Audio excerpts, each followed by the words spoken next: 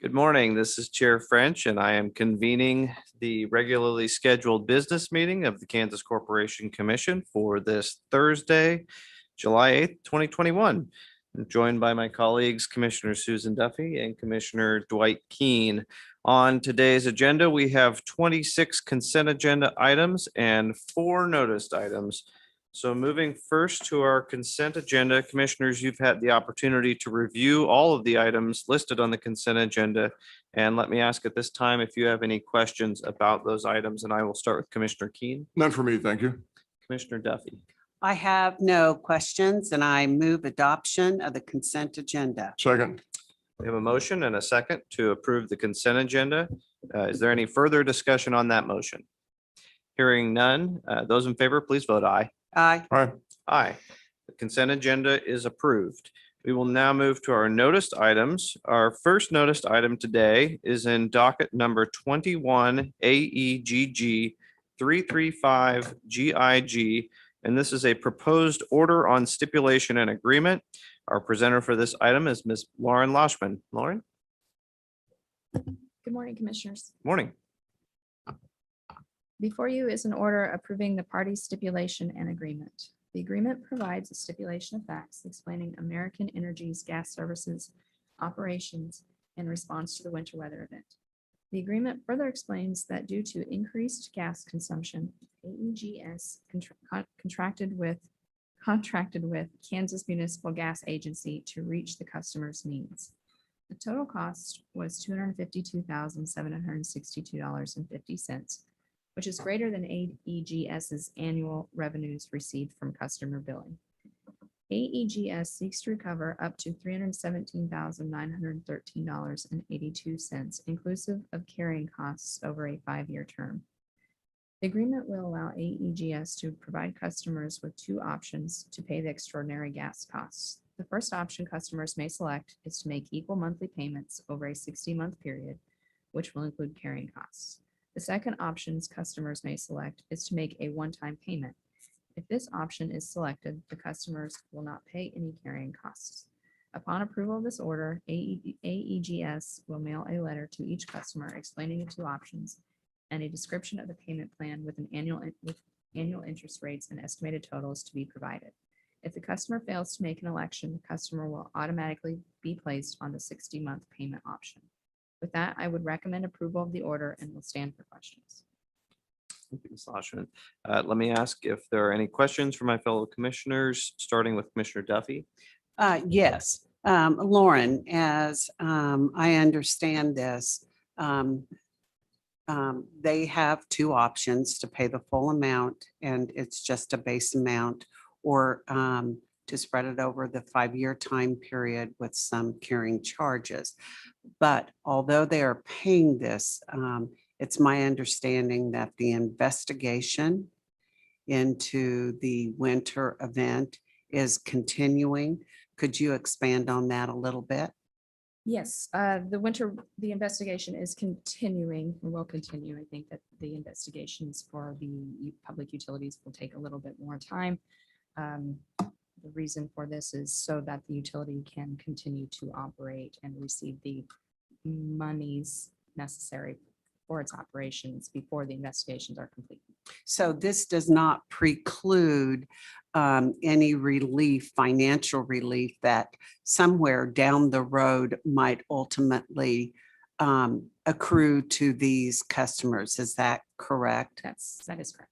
Okay, and the investigation is not only our investigation, but also the Attorney General's office has launched an investigation. Is that correct? Yes, it is my understanding the AG's office has also launched an investigation. And even for the small company, the small amount of customers, they are as important to this as any of the large utilities that we regulate. Absolutely. Okay, thank you.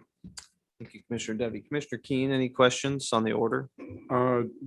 Just one brief one for you, Lauren. As a follow-on to the questions from Commissioner Duffy, I'm anticipating that this may be the first, hopefully my recollection is correct on that, of what maybe several analogous orders on settlement that have to do with workouts that the various utilities may be going through to try to find a way to finance and share and then pass that financing option on to customers. Is that correct? I believe so, but I believe I saw Justin. I don't know if. Okay. Please. Please approach. Yep. Good morning, Commissioners. Justin Gray, Utilities Division. That's accurate. There's another case pending before the commission currently, which was a settlement reached recently involving Eskridge, the city of Eskridge natural gas system. And then there are several other utilities that have filed their customer plans with the commission more recently. And those are not, there's not agreements pending yet on those. Those are still under evaluation. Southern Pioneer Electric Company has a plan pending. Black Hills Natural Gas Company has a plan request pending. And then Evergy Kansas Central and Evergy Kansas Metro just last Friday filed their request for, basically the same. They're all a little different, but it basically addresses the same issue, which is extraordinary costs, either natural gas costs or electricity costs associated with the winter weather event. Very good. So the ones that we still have outstanding then are Atmos Energy, Kansas Gas Service, and Empire District Electric Company. So I expect to see at least the two gas LDCs within the next 3 weeks or so. And for Empire, I don't have an estimated time frame for them right now. Thank you very much. I appreciate that answer. While you're there, I would like to rather specifically, these issues are very complex. They have consequences that affect a lot of ratepayers in some ways that really weren't anticipated when we began the new year, but have quickly fallen upon all parties to try to resolve. And I want to commend you specifically and the utility staff generally for your overview, your oversight of these matters, and your advice to the commission as well, and trying to brief us about the details of this matter. Well, thank you on behalf of everyone that reports to me that's upstairs working very hard on these issues right now. We'll accept those compliments. So thank you. Thank you. Thank you as well, Lauren, for the order. I have no further questions of Justin. I would move approval of the order. Before I second, I do have a question, Justin, since you're up here. Why is it so important now that these plans come before us and that ratepayers begin to pay these energy costs amount? Why are we not just waiting till the investigation is complete? If you could share Sure. why it's important. Sure. So that's it's an excellent question. So the answer to that question probably varies utility company by utility company. But for American Energies in particular, this is an extremely small utility, as the commissioners are aware, right? So it's a little over 200 customers. And the magnitude of this event and these costs is difficult to put into words, accurately regarding how significant it was of a financial event for this company and its customers, right? So their gas costs were $252,000.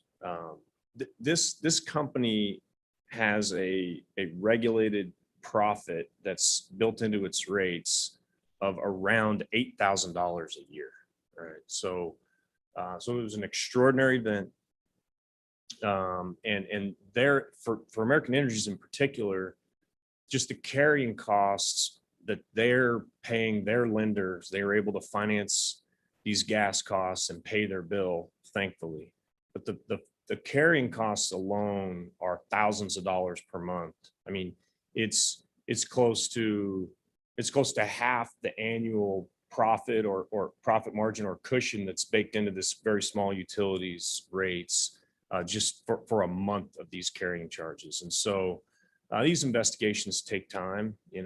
I don't know how long FERC's market manipulation probe will take, but I've heard estimates of, years and not months. I mean, I hope it's not more than 2 years. I hope it's some period of time. But so these small companies, what they paid was a market price ultimately, and American Energies in particular contracted with Kansas Municipal Gas Agency, and Kansas Municipal Gas Agency, as you're aware, is a collection of cities, and so American Energies paid KMGA what it paid for gas, and so everybody paid the market price. And so ultimately, if there's a finding that market price was unjust or was, unjust enrichment or was the result of market manipulation, then those profit disgorgement, or those proceeds will go back to the people that paid the bills. And both the city of Eskridge and the American Energies agreement were clear in that if there are ever any profit, or if there are ever any results from these investigations, or any payments that are made back to the utility, then they will go back to the individual customers that are paying their bills today.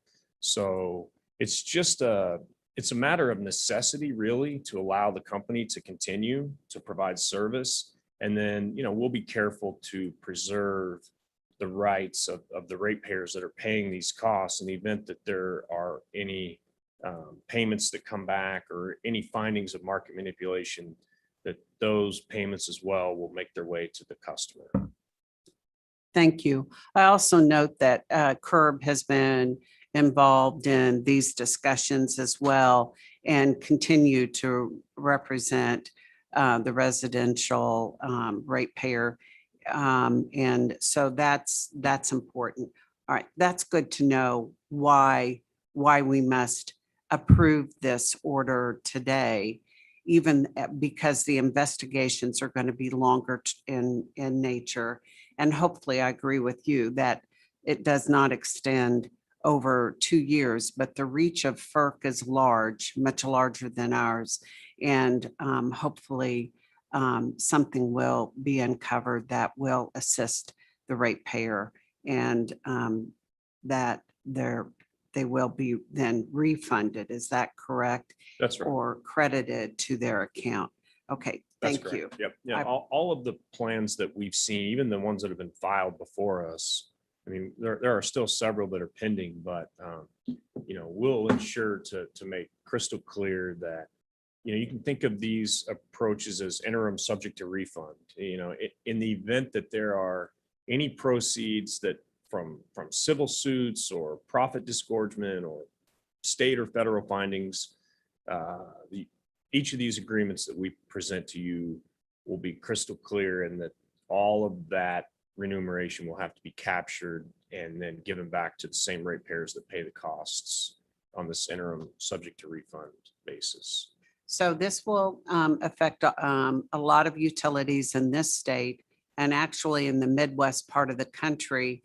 Every state is dealing with this as well, as this event covered a large area and lasted for a long time, a whole week back in February. Unlike a tornado that comes in, destruction in, one area, and you see it, you feel it, you understand, and you see the poles down and know it's going to cost money to set these poles up or whatever it is. It's a disaster, but of a different level. Absolutely. Yeah, it's a financial disaster. Each state's exposure and impact were a little different. Some of the worst exposure, the worst financial impact that I'm aware of is the One Oak Natural Gas Terminal index price in Tulsa. So a lot of the all of the prices that American Energies ended up paying were based on the Southern Star Index. And a lot of the utility exposure in Kansas was Southern Star Index related. Southern Star is a very important interstate gas pipeline to our state. As you know, it runs, from southwest to northeast right through our state and transports a lot of the volumes of natural gas that our state uses. So when those price indexes spiked in mid-February, they went to $322 an MCF for 4 days, and then $622 on that Wednesday. But the One Oak Natural Gas Terminal price was, I believe it was $1,097. It was over $1,000. And so there are utilities certainly that got hit worse. And some of those Oklahoma utilities, it was pretty severe. Like the sister company to Kansas Natural Gas, Oklahoma Natural Gas, they have very significant individual customer impacts. And so, what you'll see, just as an FYI of what's coming, the utilities that are large enough to undergo a securitization filing and or that were impacted in enough states to where it makes economic sense to incur the administrative and upfront due diligence costs associated with the securitization filing. A lot of those utilities are going to securitize these costs. And so, I think that's what the plans are for Oklahoma Natural Gas. I think that's what the plans are for some of the other utilities in Kansas that have been, severely impacted. And so what happens there is you get a much smaller carrying cost, but those costs are generally spread out over a longer time period, like 10 years, And so there's almost, yesterday we heard from the municipal operators, some of those entities are spreading out the cost over a 2-year time frame. Eskridge, City of Eskridge, which is pending before the commission, they received a loan for a 10-year time frame. So really, we see these customer rate plans almost spread the gamut of the spectrum of possible solutions, but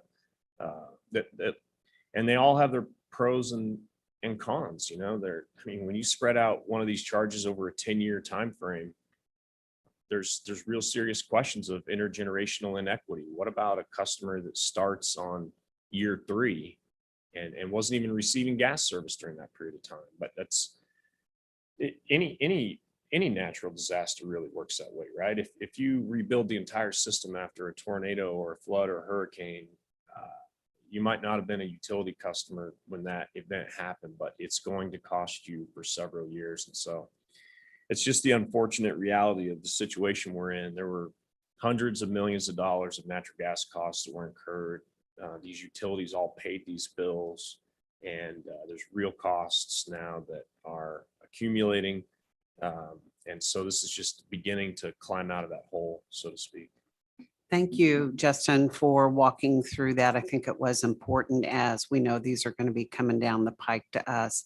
And I reiterate, Commissioner Keen's, you have enough on your plate, and this was something that has just really boggled the mind in terms of the work that you all are doing. So thank you. With that, I would offer my second to approve this order. We have a motion and a second to approve the order. Is there any further discussion? I'll offer just a brief discussion. Thankfully, the other commissioners asked great questions. So Mr. Grady answered everything I would have asked, but I'll just join in and say, this result is not desirable by any means, but I completely agree on the necessity of the situation. The need, especially for the small utilities, the need to maintain their financial integrity and allow them to continue to serve their customers. It's important. Also, it hit me as we're talking about the fact that customers are potentially going to pay for these costs over 5 or even 10 years. To me, that really drives home the importance to pursue reforms to make sure that this doesn't happen again, especially in the next 5 or 10 years, while customers are already paying for this. So I hope that remains front of mind for everyone. So that would be my discussion. With that, Those in favor of the approving the motion and the order, please vote aye. Aye. Aye. Aye. The order is approved. Thank you, Ms. Lauschman, and thank you, Mr. Grady. We now move to our second noticed item. This is in docket number 22 CONS 3066 CMSC. And this is a proposed order approving compliance agreement. And our presenter for this item is Mr. Kelsey Marsh. Morning, Kelsey. Good morning, and thank you, Commissioners. Before you is an order approving the compliance agreement between Commission staff and Cunningham Crude regarding 57 inactive wells out of compliance with KAR 823111. The terms of the agreement state that the operator shall bring 3 of the inactive wells into compliance with KAR 823111 by September 30th, 2021. Further, the operator shall bring an additional 3 wells into compliance with KAR 823111 each 3 calendar months thereafter, resulting in all 57 wells being returned to compliance by March 31st, 2026. With that, I would recommend approval of the order, and I am available for any questions. Thank you, Mr. Marsh. Turn to my fellow commissioners for questions. Commissioner Keen, do you have any questions? No questions. I have a comment. Thank you, Kelsey, for the presentation. Compliance agreements are an important and major component of how the commission works with industry to cope with idled or abandoned wells. It's a very deliberative process, and for the commission, the preparation and documentation that leads up to the finalization of these compliance agreements is substantial. In this instance, these 57 wells are located in District 3, and I would commend the district staff for all of their efforts in compiling all of the information and documentation required for this particular compliance agreement to come before us this morning. Thank you, Commissioner Keen. Commissioner Duffy. I do have a question for Kelsey. It's my understanding that going forward past the 3 dockets that we're taking up today, there'll be a new agreement that's been drafted, a new version. Is that correct? Yes, that should be correct. There may be a few still lingering out there that compliance agreements that were using the old template that were sent out to operators before providing the new template to our district staff. So there may still be a few lingering out there, but the goal is to be using a new and updated template as we move forward after these 3 agreements.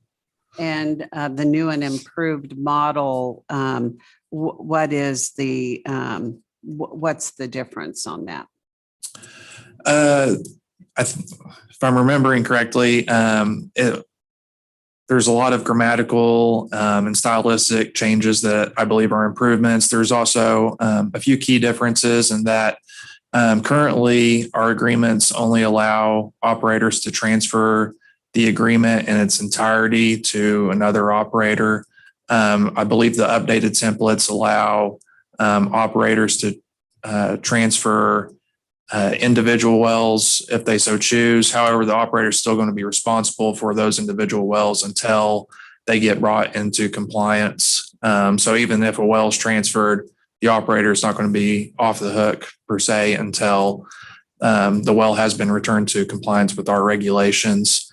I believe it also allows district staff more flexibility in granting extensions if they need, if they deem it necessary. So there's a few other little changes like that as well.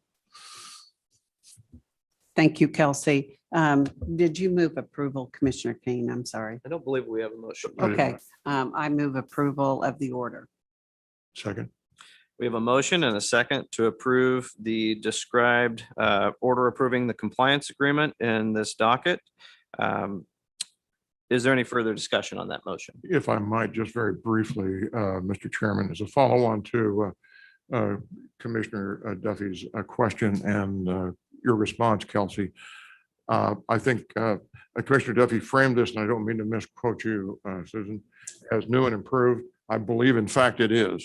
I believe this is an improvement. These changes that you've alluded to beyond the stylistic, the substantive changes here give some flexibility to the staff of the district office so that they can really make, I think, this compliance program more effective. So my congratulations to all of you for that. Thank you. Thank you. If there is no further discussion on this matter, those in favor, please vote aye. Aye. Aye. The order is approved. We now move to our third noticed item. This is in docket number 22 CONS 3007 CMSC. And it is another proposed order approving compliance agreement. And again, our presenter is Mr. Kelsey Marsh. Thank you. Before you is an order approving the compliance agreement between commission staff and Daystar Petroleum regarding 7 inactive wells out of compliance with KAR 82-3-111. The terms of the agreement state that the operator shall bring one of the inactive wells into compliance by June 30th, 2021. Daystar has in fact brought one well listed on the agreement into compliance on June 17th, 2021. Therefore, they've already met their first deadline. Further, the operator shall bring an additional 3 wells into compliance with KAR 82-3-111, each 3 calendar months thereafter, resulting in all wells being returned to compliance by December 31st, 2021. With that, I would recommend approval of the order, and I am available for any questions. Mr. Marsh, we will start this time with Commissioner Duffy. Do you have any questions? No questions. Commissioner Keen. No questions. One very brief comment. The previous order that we've just approved arose from District 3. In this particular instance, it arises from the Wichita office or District 2. I'm really pleased to see that. I think the utilization of these compliance agreements by all of the districts is important, especially also with respect to those districts where some of the deeper wells reside, and that's certainly the instance here. So again, thanks to District 2 staff as well for their effort in compiling this. And having said that, I would move approval of the order. I second the motion. We have a motion and a second to approve the described order. Is there any further discussion on that motion? Hearing none, those in favor, please vote aye. Aye. Aye. Aye. The order is approved. And now we move to our last noticed item. This is in docket number 22 CONS 3008 CMSC. And it is one more proposed order approving compliance agreement. And again, Mr. Kelsey Marsh. Thank you, Chair French. Before you is an order approving the compliance agreement between commission staff and Warhorse Petroleum regarding 26 inactive wells that are now on their license after purchasing leases from R.R. Abderhalden. All 26 of these wells are remaining from a previous compliance agreement that was executed between commission staff and Mr. Abderhalden in docket 16 CONS 3978-CMSC. The terms of the agreement state that the operator shall bring 2 of the inactive wells into compliance with KAR 82-3-111 by December 31st, 2021. Further, the operator shall bring an additional 2 wells into compliance with KAR 82-3-111, each 3 calendar months thereafter, resulting in all 26 wells being brought into compliance by December 31st, 2024. With that, I would recommend approval of the order, and I'm available for any questions. Marsh, do we have any questions from the commissioners, starting this time with Commissioner Duffy? Thank you. I do have a question. Mr. Marsh, are we seeing kind of an uptick in activity because of a notice we sent out to all operators that may have wells that are out of compliance? Is that correct? I believe so, especially in District 3, where there's many operators who can have a lot of wells that may have been inactive. So I think there's going to be a lot more compliance agreements as we continue on down the road, and as District 3 further investigates and follows up those letters that were sent out. Okay, and so the next step to follow up if somebody has not responded is to contact the operator directly. Is that correct? If an operator didn't respond to that initial letter, my understanding is that District 3 has sent out notice of violation letters to operators who did not respond. And if operators do not respond to that notice of violation letter, then penalty orders will be issued. Okay, so an actual NOV, notice of violation letter is being sent. And then if they don't respond to that, then we'll be seeing more things come before us at that next level of regulation, correct? Correct. Okay, thank you. Commissioner Keen. No questions or comments. I would move approval of the order. I second. We have a motion and a second to approve the described order. Is there any further discussion on that motion? Hearing none. Those in favor, please vote aye. Aye. Aye. The order is approved. That brings us to the end of today's business meeting agenda. If I do not hear any further business to come before us today, I would entertain a motion to adjourn. So moved. Second. We have a motion and a second to adjourn. Those in favor, please vote aye. Aye. Aye. We are adjourned.